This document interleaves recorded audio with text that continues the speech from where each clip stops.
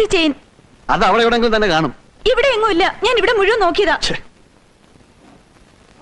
അവിടെ ഒന്നും ഇല്ലെന്നേ.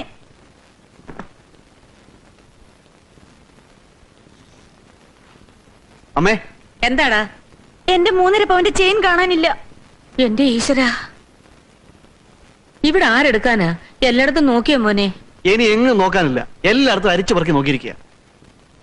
ഇവിടെയുള്ള ആരെങ്കിലും ആയിരിക്കും എടുത്തിരിക്കുന്നത്. പുറത്തുനിന്നും വരുന്ന കള്ളന്മാരായിരുന്നെങ്കിൽ മുഴുവൻ സ്വർണ്ണം അങ്ങോട്ട് എടുത്തോണ്ട് പോണല്ലോ. അന്യന്റെ മുതൽ വഴി കിടന്നാലും തിരിഞ്ഞു നോക്കാത്തവരാ എന്റെ മക്കള്. എന്താ? എടാ മോനെ, വനജയുടെ 3.5 പവന്റെ മാല കാണാനില്ലെന്ന്. അത്യാഗ്രഹമുള്ള കള്ളനായിരിക്കില്ല. അത്യാവശ്യം റേഷൻ വാങ്ങിക്കാൻ വേണ്ടി എടുത്തായിരിക്കും. ഞാൻ കുളിക്കാൻ കയറിയപ്പോ ഊരി വെച്ചതാ. നീയല്ലേ അവിടെ മുറി തുടച്ചത്? അതെ.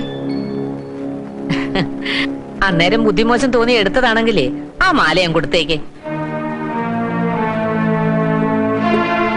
ഞാൻ എടുത്തില്ലമ്മേ.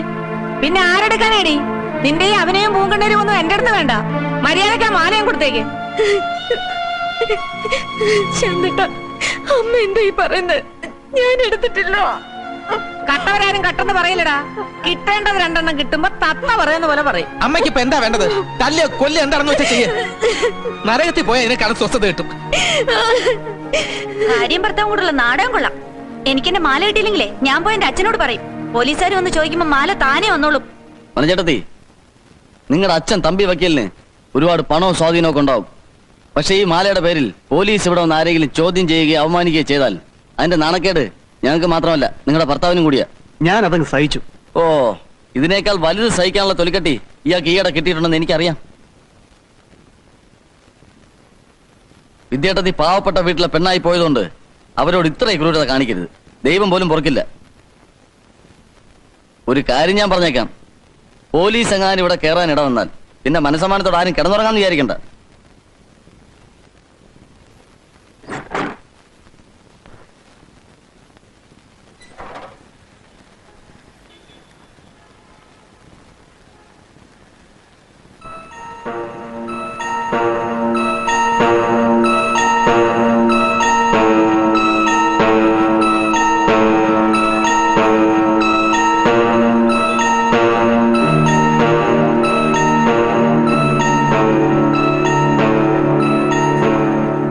പ്രസന്നെ, നിന്റെ കരുതി കിടന്ന മാല എന്തി?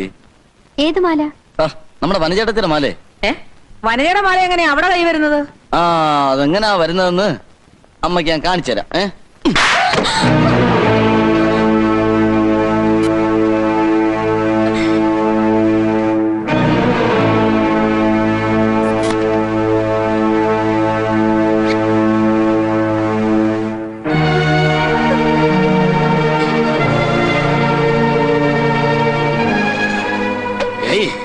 ഈ മാലയുടെ പേരിൽ വിദ്യാർത്ഥത്തെയും കുടുംബക്കാരെ എല്ലാരും കളിയാക്കിയപ്പോൾ നീ ആയിരുന്നില്ലേ മുമ്പിൽ നിന്നിരുന്നത്?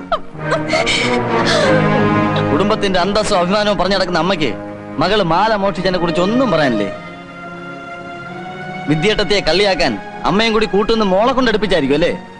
നീ വേണ്ടാതെ പറഞ്ഞാലാണല്ലോ നിന്റെ തലയിൽ ഇടുത്തി വീഴും. ഇടുത്തി വീഴേണ്ട തലകള് ഇവിടെ വേറെ ധാരാളം ഉണ്ട്. മതി മതി, ആ മാലങ്ങ ഞങ്ങൾക്കൊന്ന് വെളിയിൽ പോണം. അങ്ങനെ ധൃതി പിടിച്ചാലോ? ഈ മാലയ്ക്ക് വേണ്ടി എന്നെയും വിദ്യാർത്ഥിയെയും പോലീസ് സ്റ്റേഷനിൽ കയറ്റാനായിരുന്നില്ലേ നിങ്ങളുടെ രണ്ടുപേരുടെയും തീരുമാനം? എന്നെ ആക്ഷേപിച്ച് അവമാനിച്ചതും ഞാനങ്ങ് സഹിച്ചോളാം. പക്ഷെ ഈ മാലയുടെ പേരിൽ നിങ്ങൾ വിദ്യാർത്ഥിയെ കണ്ടവാനം കണ്ണീര് കുടിപ്പിച്ചു, മുഖത്തോക്കി കള്ളിയെന്ന് വിളിച്ചു. അതിനെന്തെങ്കിലും പറയാണ്ടോ നിങ്ങൾക്ക്? ഇനി എന്താ പറയാനാ? മാല കൈ കിട്ടിയല്ലോ, ഇനി നുള്ളി പൊളിക്കാനും തലനാരഴ കീറാനും ഒന്നും നിൽക്കണ്ട. നീ ആ മാലയും കൊടുക്ക്. കുറെ നുള്ളി പൊളിക്കുകയും തലനാരഴ കീറുകയും ഒക്കെ ചെയ്തതല്ലേ? അത് അനുഭവിച്ചവർക്ക് അതിന്റെ വേദന കാണും. അതുകൊണ്ട് വനചേട്ടത്തി മാപ്പ് പറയണം. എന്റെ മാലയ്ക്ക് വേണ്ടി മറ്റുള്ളവരുടെ കാല് പിടിക്കാനും മാപ്പ് പറയാനൊന്നും എന്നെ കിട്ടില്ല. മര്യാദയ്ക്ക് ആ മാല ഇങ്ങായിരുന്നാ നല്ലത്. തരാൻ എനിക്ക് മനസ്സില്ലെങ്കിലോ? ഞാൻ അഡ്വക്കേറ്റ് കുമാരൻ നമ്പിയുടെ മോളാണെങ്കിൽ എങ്ങനെ നിന്റെ മാല മേടിക്കണമെന്ന് എനിക്കറിയാം.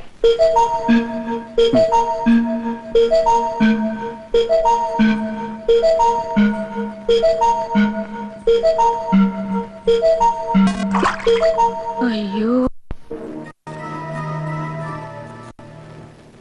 അഡ്വക്കേറ്റ് കുമാരൻ നമ്പിയുടെ മോളല്ലേ, പോയി മുങ്ങിയെടുത്തോ. എടാ മഹാഭാവി, നാശം പിടിച്ചവനെ 3.5 പവന്റെ മാല ആരെങ്കിലും കിണറ്റിനകത്ത് എടുത്തിടുവാടാ. സ്വർണം വെള്ളത്തിൽ കിടന്നു വെച്ച് തേഞ്ഞൊന്നും പോകത്തില്ല, അതിന്റെ മാറ്റ് കൂടത്തേ ഉള്ളൂ. കൈയുടെ കരുത്തൊന്നും കാണിക്കല്ലേ. പ്രദീപേ,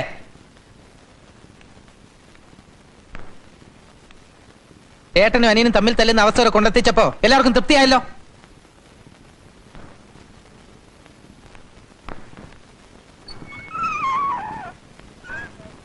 അല്ല, എന്താ നിന്റെ ഉദ്ദേശം? എനിക്കറിയാൻ മേലാണ്ട് ചോദിക്കുക. നിനക്ക് കിട്ടാനുള്ള സ്ത്രീധന ഭാഗ്യം സ്വർണ്ണം എഴുതി തള്ളിയോ നീ? വിദ്യയുടെ അച്ഛൻ മരിച്ച ശേഷം അവര് വളരെ ബുദ്ധിമുട്ടിലാണമ്മേ. ഇങ്ങനൊരവസ്ഥയിൽ രൂപ വയ്ക്കാൻ പറഞ്ഞു വിടുന്ന മോശമല്ലേ? ഒരു മോശവും ഇല്ല.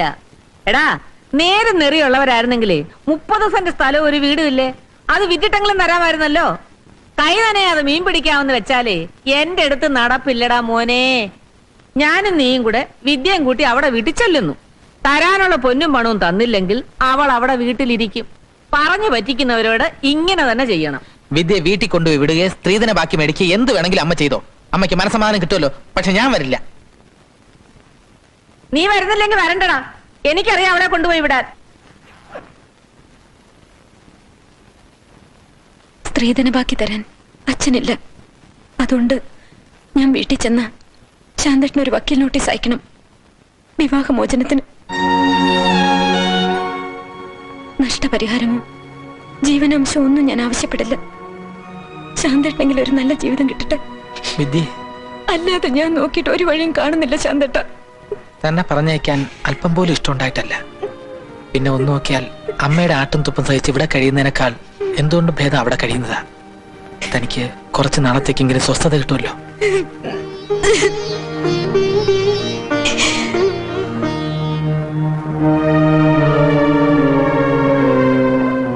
എന്താ ചേച്ചി ഇത്? പെട്ടിയൊക്കെ ആയിട്ട് ഗ്യാരണ്ടി തീർന്നു പോന്നു. പ്രശാന്തേട്ടനും കൂടി അറിഞ്ഞോണ്ടാണോ ഇത്? അതേടി, എന്റെ മോനെ ഞാൻ പറയുന്നത് പോലെ കേക്കൂ. അതേ, അത് ജീവിച്ചിരിക്കാനുള്ള കൊതിയുണ്ടാ മോളെ വരണം, അകത്തേക്കിരിക്കാം. വേണ്ട. എനിക്ക് ചില കാര്യങ്ങളൊക്കെ ചോദിച്ചറിഞ്ഞിട്ട് ഉടനെ പോണം. എന്താ? കല്യാണ നിശ്ചയത്തിന്റെ കരാർ അനുസരിച്ച് 6 മാസത്തിനകം സ്ത്രീധന ബാക്കി തരാമെന്നല്ലേ നിങ്ങൾ പറഞ്ഞത്? അതെ. അതും പോരാഞ്ഞ് അവിടെ കയ്യെ കിടന്ന വള വരെ നിങ്ങൾ എടുത്ത് പണയം വെച്ചില്ലേ? ഞങ്ങളുടെ ഇപ്പോഴത്തെ അവസ്ഥ. നിങ്ങളുടെ അവസ്ഥയും കണ്ണുനീരും ഒന്നും കാണാനല്ല ഞാൻ ഇങ്ങോട്ട് വന്നത്. അതെ, ഇപ്പോഴും എന്റെ മോന് വേറൊരു പെണ്ണിനെ കിട്ടാൻ യാതൊരു വിഷമവും ഇല്ലെന്ന് ഓർത്തു. വിദ്യ ഇവിടെ വിട്ടിട്ട് പോയാൽ ഇല്ലാത്ത രൂപ എങ്ങനെ ഉണ്ടാവും? എന്നാലേ ഈ കാര്യത്തിനൊരു ചൂടുണ്ടാവൂ. എല്ലാം പോട്ടെന്ന് വെക്കാം. അനിയത്തിയുടെ ഒരു നെകളവും ഒരു നിഷേധവും സ്വന്തം കെട്ടിയവനെ പോലും അവള് വഹിക്കത്തില്ല. എല്ലാം തള്ളമാരുടെ വളർത്തുദോഷവാ. രൂപ 2 ലക്ഷം കൊണ്ടായ എന്റെ രണ്ടാമത്തെ മരുമോള് വന്നത്. അവൾ അവിടെ മര്യാദക്ക് ജീവിക്കുന്നുണ്ടല്ലോ. ധർമ്മ കല്യാണം കഴിച്ചുകൊണ്ട് വന്നവക്ക അഹങ്കാരം.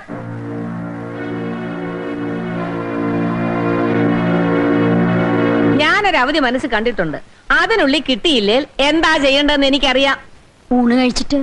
അയ്യോ, എനിക്ക് ഊണ് തരാൻ വേണ്ടി ഇനി അമ്മയും മക്കളും ഇങ്ങനെ നെട്ടോട്ട് ഓടണ്ട. ഒറ്റയ്ക്ക് പോണ്ട, ബസ് സ്റ്റാൻഡ് വരെ ഞാനും കൂടെ വരാം.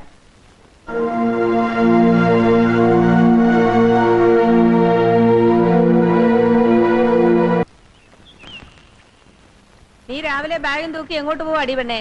ആരെങ്കിലും ചിരിച്ചു മയക്കി എടുക്കാൻ പറ്റുമോ നോക്കി ഇറങ്ങിയതാ.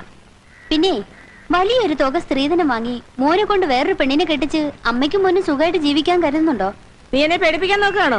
നിന്റെ ചേച്ചി എന്നെ കുറെ വരട്ടാൻ നോക്കിയതാ, നടന്നില്ല.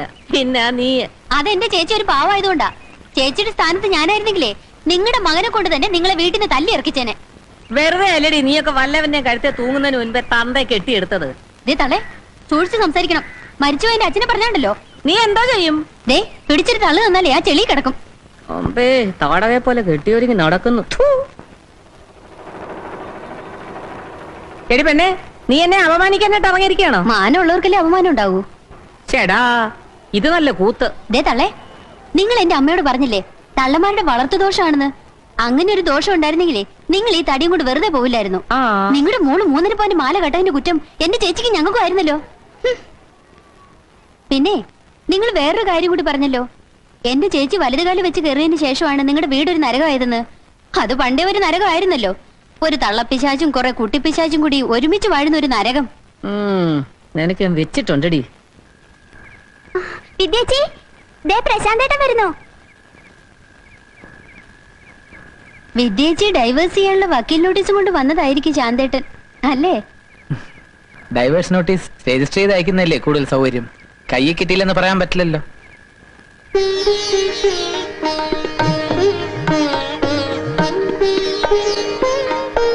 ഒരാഴ്ചയായിട്ടും ശാന്തേട്ടനെ കാണാതായപ്പോ തന്നെ ഉപേക്ഷിച്ചെന്ന് വിചാരിച്ചിരിക്കും അല്ലേ? രഘുവിനെന്ത് പറ്റി? ഇന്നലെ മുതൽ അവൻ ജോലിക്ക് പോകാൻ തുടങ്ങി. പരിചയമില്ലാത്ത പണിയായോണ്ട് ഭയങ്കര മേലുവേദനയാ. ദേഹത്ത് കുഴമ്പ് പുരട്ടി ആവി പിടിക്കുക. ശാന്തേട്ടന്റെ അമ്മയ്ക്ക് സുഖം തന്നെയല്ലേ?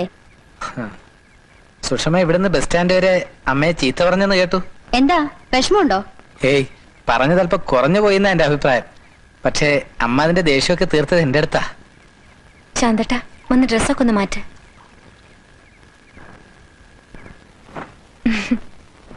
എന്നെ കാണാൻ വന്നെന്നറിഞ്ഞ ശാന്തേട്ടന്റെ അമ്മ തലയെടുക്കില്ലേ? അച്ഛ വീട്ടിൽ വന്ന് കിടക്കുന്നത് കുറച്ചിലല്ലേ? ഞാനിങ്ങോട്ട് വന്നത് അമ്മ അറിഞ്ഞിട്ടില്ല. അപ്പൊ ഒളിച്ചു വന്നതാ അല്ലേ? താൻ എന്നെ കളിയാക്ക. ഇന്നലെ എവിടെയായിരുന്നു എന്ന് അമ്മ ചോദിച്ചാൽ എന്തു പറയും? എന്തെങ്കിലും ഒരു നുണ പറയണം. അത് ശാന്തേട്ടനെ കൊണ്ട് ഒരിക്കലും പറ്റില്ലെന്ന് എനിക്കറിയാം. സ്വന്തം ഭാര്യയെ കാണാൻ വരുന്നതിന് പോലും കള്ളം പറയേണ്ട ഗതികേടാ അല്ലേ ശാന്തേട്ട? എത്ര നാൾ തന്നെ ഇവിടെ നിർത്തുമെന്നാ ഞാൻ ആലോചിക്കുന്നത്. എവിടുന്നെങ്കിലും കുറച്ച് രൂപ ഉണ്ടാക്കാൻ കഴിഞ്ഞിരുന്നെങ്കിൽ ഇവിടുന്ന് തന്നാണെന്നും പറഞ്ഞ് അമ്മയുടെ കയ്യിൽ കൊണ്ടുപോയി കൊടുക്കാമായിരുന്നു.